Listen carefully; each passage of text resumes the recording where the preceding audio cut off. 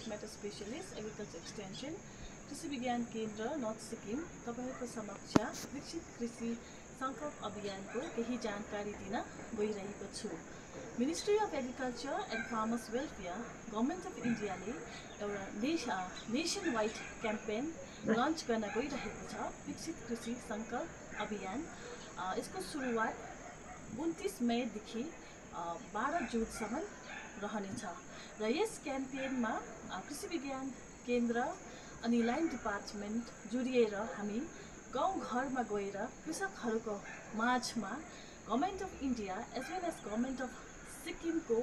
स्किम्सहरू उहाँहरूलाई जानकारी दिनेछौँ। साथै यस खरिफ सिजन बर्खे बालीको जति पनि नयाँ तकनिकीहरू छन्, कृषि क्षेत्रमा होस् या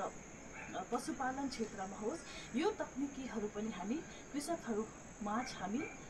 अवेरनेस लिनेछ र विकसित कृषि संकल्प अभियानको मुख्य उद्देश्य चाहिँ के रहेको छ भन्दा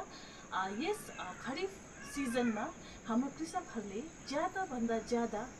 उत्पत्ति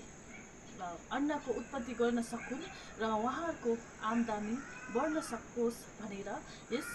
संकल्पको मुख्य उद्देश्य रहेको छन् र म आग्रह गर्दछु कि जति पनि हाम्रो कृषक दाजुभाइहरू हुनुहुन्छ उहाँहरू यस क्याम्पेनमा पार्टिसिपेट गरिदिनुहोस्।